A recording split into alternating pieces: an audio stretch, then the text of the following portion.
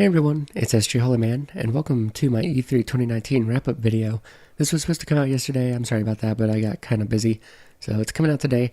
And in case you're wondering, I know this video is a little late in general, as E3 was last week, but I do like to wait a little bit because I think people forget that E3 is not just the conferences, it's like a week of.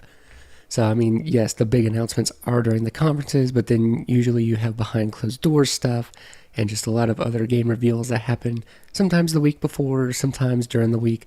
So you'll just get more context to the games that are shown off during the conferences. So that's why I like to wait and let the dust settle so I can give you my full thoughts on what I thought about E3 as a whole. Another thing I did want to mention is that if you have been following me for a while, you might know that I usually will do my E3 predictions, but I didn't do that this year, probably because everybody does E3 predictions, and I didn't want to do what everybody else was doing.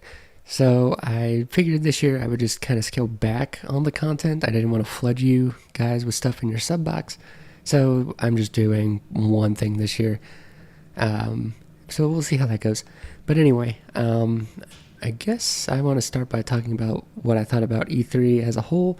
And I am with the general consensus that this year was kind of a down year.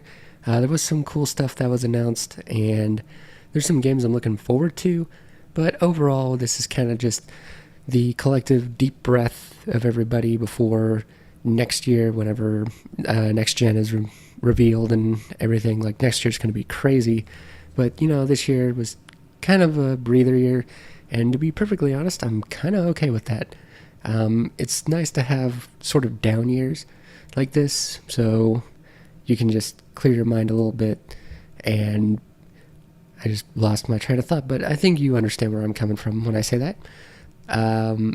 Also, I do find it funny that everybody says 2019 was the big loser, and that's kind of true since all the big games that were announced are going to be releasing in 2020, but to be honest, like, there are games coming out this year. I don't know, like, what everybody's kind of talking. Like, I get it, but at the same time, it's like, we have games coming out, so I don't know. Sorry. I didn't really have a structure going into this video, so I think what I want to do is I do want to talk about all the different conferences individually, but I'm going to add all the context from the week going into it. So, like, all the behind the scenes stuff and all that you didn't get to see at the conferences. So I'm just going to start talking, I guess. So the first conference technically was Stadia, and I don't want to get too much into Stadia, to be honest with you. The one thing I will say, though, is that we all know it's going to fail, right? Like, it sucks to say that, but it's going to fail. There's just too much about our internet that's not going to let this thing work. The one thing I do want to talk about is Destiny, because that was, like, in tandem with the Stadia announcement. And also it's just a game that I like to play. And it seems like they're taking a lot of steps forward now that they're not with Activision anymore. I'll talk about the actual content of Shadowkeep in a little bit, but I will say that their new pricing model of going free to play, and then how Shadowkeep is, you don't have to own all the previous stuff. You can just buy Shadowkeep on its own, and then the seasons are, separate. You don't have to constantly buy the seasons and whatnot. I think that's a good change, and hopefully they do bring some new gameplay stuff too. I'm interested to see, like, where they just go with Shadowkeep.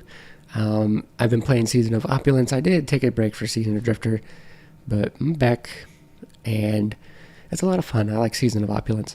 And then as far as what I think Shadowkeep is going to involve, it could be good. I know some people are not going to like the fact that it's quote-unquote reused bosses and we're going back to the moon and they're just expanding on the moon and they want new locations. I get that, but then again, to me, it's kind of cool to go back and they're expanding on the moon section itself and like it's basically going to be a greatest hits. It could be really good, and also Erismorn is back, so that's kind of cool. And just yeah, I'm just super excited to see the future of Destiny.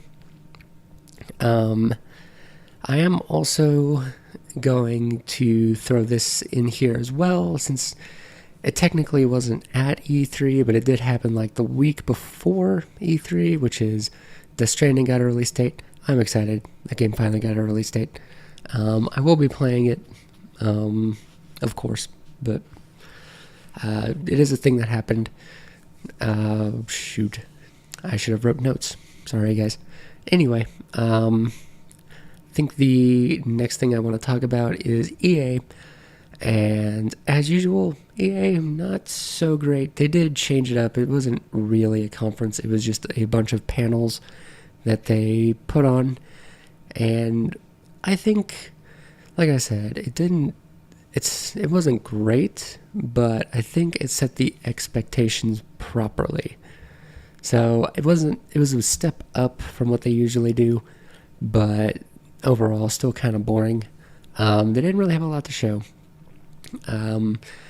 The Star Wars Jedi Fallen Order trailer that they showed at their panel was not great. Like the one at the Microsoft conference was actually really good, and I don't know what happened with the EA one, but I'm gonna get it. To me, it looks fun. Like everybody's comparing it to Uncharted. I like Uncharted style games, and I also like. A lot of people were saying it just doesn't look good visually. The thing you have to understand with E3 press conferences is that usually the demos they show are behind where the actual development team is, because they usually have to break it off.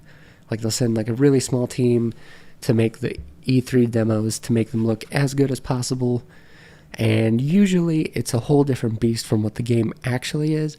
So I believe it said like alpha footage or pre-alpha footage. I can't remember exactly, but you have to remember that the game is farther along than that. So it's probably going to look really good, and it's also Respawn. So I have faith, and to be honest, I'm just hoping for a really good Star Wars game at this point. After that, it was their usual Madden and FIFA, and I kind of blanked out. I'm debating on getting Madden this year simply because, Patrick Mahomes is on the cover and he's my favorite player. So I might get it, but I kind of blanked out. And then they had Sims 4 news, which I mean is cool for the people still playing it. I think I know somebody who does actually, but that was just kind of random, right? Like I'm glad they're still supporting the game and there's people playing it, but to get dedicated E3 time to that? I don't know. It's a little weird. So next up was the Bethesda conference, and it was not great either. Like, let's just be perfectly honest, it wasn't great. The one thing I think people forget about Bethesda is that there's the development side of things, and then there's the publisher side of things. And everybody's getting mad at the developer side of things, and that's kind of where I want to start too, because that's where they started. And when Todd Howard came out, like that just was not a good look for Todd Howard. Like it just felt fake. It really did. And like he's starting to, become kind of a liar. Like let's be real. Like he did an interview earlier where he said like, oh, everybody at the studio knew that Fallout 76 was going to be a bad game. And then like on stage, he was like, oh, we're kind of surprised or whatever. And like, it was just kind of gross. And like, I just kind of didn't really believe a word he said. And then they talked about Fallout 76, and I'm not going back. I'm not doing it. I know some people might, but to me, when a selling point of your game is stuff that should have been there from day one, like that's just not great. I'm not going to reward that. So I'm definitely not going back to Fallout 76. I don't know how many people will. I'm glad they're not, just leaving the game to die, even though I honestly think they kind of should have. But don't know. We'll see how that goes. And then it was just a bunch of mobile stuff. Not my cup of tea. Don't really care about mobile. The things that did save it for me though, and I kind of put them on the same level of excitement in my head, is Tokyo Ghostwire from Tango Works, and then Deathloop from Arcane, 2 new IPs, and then the common thread that you hear throughout the conferences is that there was no gameplay, which for these two, like, it kind of sucks there was no gameplay, but at the same time, it's kind of like it's the announcement of new IP, so to me, it was okay that they didn't show gameplay and that they were just talked about it a little bit, what these games are, and then they just kind of had tone pieces. Like, to me, that was enough. And then, like, it was those two, and then there was something else. Crap, it'll come back to me. They did go on about Elder Scrolls Online for way too long. It was a pretty cutscene, but yeah, they talked about it a lot. I'm not into ESO at all. Just FYI. Crap. I kind of forgot what the last thing was. Hang on. Doom Eternal. That's what they showed last. And that sort of saved the show a little bit. I was a huge fan of Doom 2016, so obviously I was on board. And everything they showed, like the new traversal options and the kind of new multiplayer, like, yeah, I'm super excited for that. Like, I was just on board when they said, yeah, we're making a new Doom. I was like, okay, cool. I'll just wait for the release tape, and we got one. So I'm going to be super excited to play it. And it seems like there's a lot of positive buzz about it, too. And I can't really think of anything else to say about the Bethesda conference other than that, like, there were like 3 games that were cool, but otherwise it was just kind of a dud. Didn't really even need a conference, to be honest with you. But they're probably going to come out and do a conference every year anyway. After that was the Microsoft? No, Microsoft was before them. I did this out of order. My bad, guys. So, the Microsoft conference. It was okay. I don't think it was the best conference of the weekend, but mainly because they didn't really show anything new, and they didn't really show any gameplay of anything. Like Gears of War 5, like, cool, they got a new game mode, and this game's coming out next year, I believe, but we don't know anything about it. Like, they haven't shown any gameplay whatsoever, and you know, I'm a Sony guy. I don't really play Microsoft, but, like, still, that's kind of concerning, right? Like, I know it's Gears of War, so it's probably not going to change too much, but it still would have been nice to see some gameplay, right? And then, like, they had the Forza Cross Lego thing, which was kind of cute, but, yeah, it's not going to make me rush out to buy an Xbox or anything. And then, yeah, they said they had, like, 60 games, which is cool and all, but, like, you know, I'd rather take the Sony approach where it's like, we're going to show, like, 20 games, but they're all going to be really good games, and, like, we're going to show them off really well instead of 60 games, and most of it's going to be cutscenes and just, you know, trailers. We're not going to show any gameplay or anything, which was really my big takeaway from Microsoft. That being said, though, I do like Phil Spencer. I think he is pretty genuine, and I think he is kind of a cool guy, but it's just the exclusives that they do show usually are not my cup of tea, and I am also a little worried about them just going out and buying up studios. Like, I mean, it's cool that they're doing it, but it's like, usually when Sony buys a studio, it makes sense, right? Like, let's say tomorrow they announce, oh, we bought Insomniac. Well, that makes sense, because Sony, like, Insomniac is basically a Sony studio at this point. So, like, it just makes sense. But they're buying, like, Obsidian, and, like, I'm going to be honest, the Double Fine news was kind of, like, it kind of hurt me a little bit, because I am a huge fan of Double Fine. But, congratulations to them anyway. But it's just kind of suck because, like I said, I really like Double Fine. So that news kind of hurts. Now, the one thing I am interested in, though, and they're probably going to do this next year, is that new studio that they formed in Santa Monica, and it has like a lot of industry veterans in it. I am interested to see what that brings.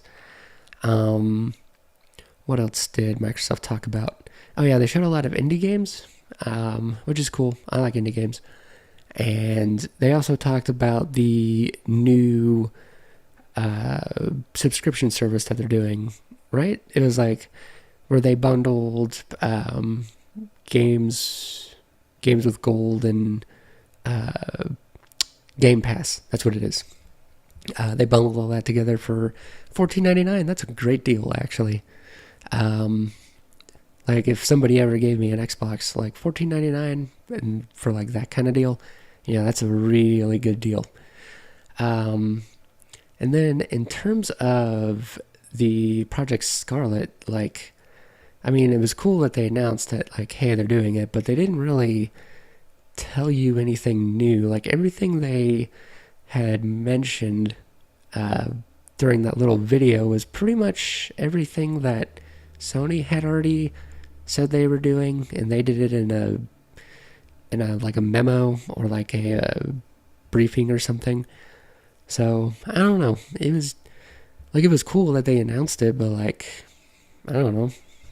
Like, there could have been a better way. Like, maybe you could have told us a little bit more about what you were doing with the new console. So I don't know. It was just kind of interesting. Let's see here. That was all the Sunday stuff. So Monday, Ubisoft. Ubisoft was kind of boring. Not gonna lie. I'm trying to decide if they were the worst conference. Like, to me, like, Bethesda, like, it's between them and Bethesda for worst conference, to be honest with you. But like, at least Bethesda had like new stuff to show, and they actually explained like what their new stuff is. Whereas Ubisoft was just kind of the same stuff. It was a lot of Tom Clancy and a lot of updates to old games we're already playing. So I don't know. I will say Watch Dogs Legion, if they can pull that off, that is going to be awesome. And I am kind of a defender of Watch Dogs. The first one has its problems, yes. And the second one was genuinely great. Like, I feel like it just got judged because of that first one.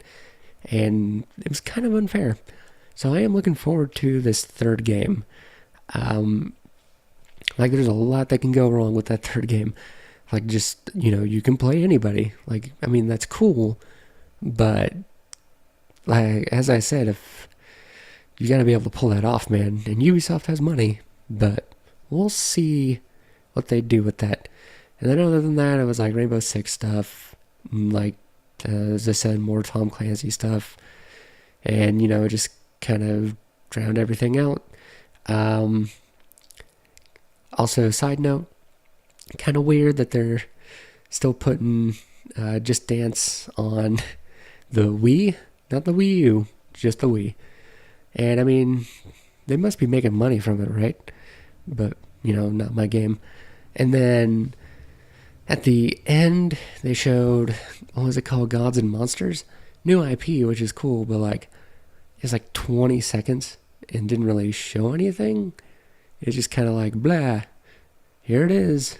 And that was it. That's how the conference ended. So just kind of a weak ending overall.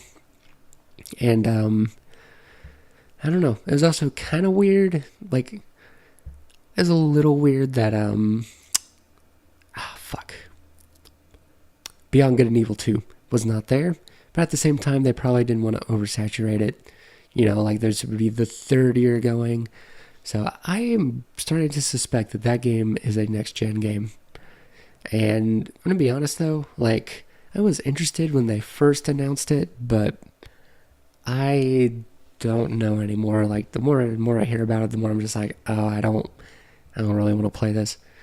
So, yeah. That was just kind of the Ubisoft conference, just kind of bleh. I do want to briefly talk about the Kind of Funny Games showcase. That was really well done, guys. There's a few games in there I'm looking forward to. I forgot them off the top of my head. I'm sorry, I really should have taken notes. But yeah, that was really well done. That's how a conference should be handled. 45 minutes, pretty much all gameplay. Few things here and there. But yeah. And then there was the Square Enix conference, and that one's interesting. I'm going to be honest. So they showed off the Final Fantasy VII remake stuff, and I'm going to be honest, that was like, I am super excited for that game now. Like, I had my worries, but after everything they showed off, and like after hearing about the behind closed door stuff and how there was like a secret demo that had a lot more going to it, like, I'm really, really excited for it. I wish they were a little more transparent with like how many parts there are going to be. Like, is this going to be like a 3-part thing? Are you just doing the 3 discs again? Is it going to be 2 parts? So, I don't know. But I am excited that for this first part at least, they are going to expand Midgar. And like, this is going to be like, in my mind, like maybe a 40 to 50 hour RPG, and you just explore all of Midgar. And like, they've expanded out the characters and everything. To me, that's really cool. And I'm really glad they're doing that. Which, if you're going to do it in parts, like, that's the way I want you to do it, basically. And then there was just a bunch of JRPG stuff. I am excited Final Fantasy VIII is coming to the PS4. And, well, everywhere, basically. Like, we're getting that remaster. That is pretty neat. I can also, finally, after that game comes out, I can do my PS1 Final Fantasy Trilogy video, because I didn't play them when I was little. So, I'm just, playing them now as an adult. So, like, I just kind of want to go through and give my thoughts on that. I think that'd be a cool video. Trying to think of what else. There was like it's not Secret of Mana. It was the 3rd game in the Mana series that's getting a remake. That's cool. And then the Switch is also getting the collection of the 3 Mana games. So that's really neat.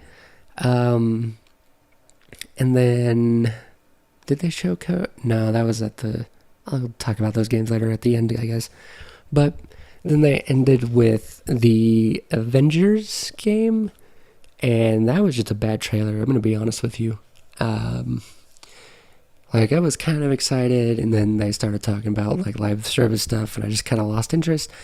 I'm actually for this game not being in the MCU. I'm going to be perfectly honest with you. But I just don't think the character designs look all that great. And I did hear a lot about the demo that was shown off behind closed doors, and how, like, the combat's actually kind of cool. It's kind of like an action game, and how like there's single player stuff, and then there's going to be separate multiplayer stuff. Like I said, I wish they would be more clear about what that is. But like, I'm still kind of lukewarm on the game. I'm probably not going to get it, to be perfectly honest with you. And yeah, that was kind of the Square Enix conference. It was kind of bookended by 2 games, and then there was JRPG stuff in the middle. Like, you either take it or leave it. Oh yeah, the Octopath Traveler coming to PC. That's really neat. Hopefully that means it'll come to PS4 soon, because I really want to play it, and I don't have a Switch yet. Hopefully soon. Anyway, and then after that, it was the Nintendo conference. So the Nintendo conference was pretty good. I feel like it was the best one out of everything, but I don't think it was like by and far, like it just blew everything out of the water, but it was pretty solid. It had a lot to show. It showed a bunch of gameplay, and even the stuff I wasn't interested in, I could see there being an audience for it. So yeah, I think it was the best conference. Thing I was most excited for coming out of it was Animal Crossing New Horizons. I'm a huge Animal Crossing fan, and it was really cool see all the changes and stuff they made. It's a shame it comes out in 2020, but I'm pretty. I would rather them take their time and make a polished product anyway. So, yeah, hopefully I'll have a Switch by then. I should have a Switch by then. So I'll play it when it comes out. The Smash Bros. Reveals were pretty cool. I'm not a huge Smash guy, but it was cool seeing that, like, basically all the heroes from Dragon Quest are going to be in it, and then the Banjo-Kazooie one was a bit of a surprise. Like, I knew it was, like, half leaked. I think it was leaked. But, I don't know, it's just cool to see him there. And then, I was kind of surprised there was no... Well, I'm, like, half surprised there was no Metroid Prime 4 stuff or Metroid Prime Trilogy. But, they did scrap... the Metroid Prime 4 halfway through and moved it to another studio, so it's not really a surprise, but it would have been cool if it was there. Luigi's Mansion 3, I have never played any of the Luigi's Mansion games, but it looks fun. I might give it a try. Still debating. And then it was cool to see the Zelda Breath of the Wild sequel. I like that they're basically doing a Majora's Mask with it and making it dark and creepy, because Majora's Mask is my favorite Zelda. So if they can just replicate that, then I'll be happy. So yeah, I'm trying to think. There was one other thing from the Nintendo conference I really liked. I just can't think of it off the top of my head. I've also had to record this like 3 different times, so I'm just kind of forgetting. But I think it'll come back to me later. So yeah, I'm getting near the end of this video. I guess I should talk about winners and losers very briefly. I am halfway in the camp that, like, Sony won E3 and because they didn't show up, and I agree with that, mainly because I feel like their conference would have just been like Microsoft conference. They said they had nothing to show, and I believe them. So, like, they're probably just holding everything for PS5. And so, yeah, it was just like they didn't show up, and I was okay with that because, like I said, it probably would have just been like all the other conferences. However, you should probably judge the conferences based on, like, who was there, So, as I said, I think Nintendo had the best conference. Loser, I do think Microsoft is kind of the loser here. I don't think they had the worst conference, but, like, they had a chance to, like, just knock it out of the park with Sony not being there, and they didn't. They just kind of played it safe and didn't really blow anyone away. So, who knows? Maybe they're just, like I said, everybody's just kind of holding their cards till next year. And yeah, I'm trying to think. Is there anything else? Oh yeah, Ni no Kuni, Wrath of the White Witch, got announced as a remaster. Guys, go play it. It's really good. It's really good. Not enough people played it on PS3. Seriously, when the remaster comes out, go play it. Trying to think of a couple other games. Tales of Arise looks interesting. I never played a Tales game, but this one looks like it's on a budget. So maybe not. I don't know. And yeah, I think that's all I want to talk about. So I guess I'll end the video before it gets a little bit too rambly. But that was my E3 video. If you liked what you've seen, you can go ahead and like this video, share it with your friends, subscribe to my channel for more game review streams and all the good gaming stuff. Also, if you have any thoughts on E3, let me know in the comments. Thank you guys for watching, and I will see you next time.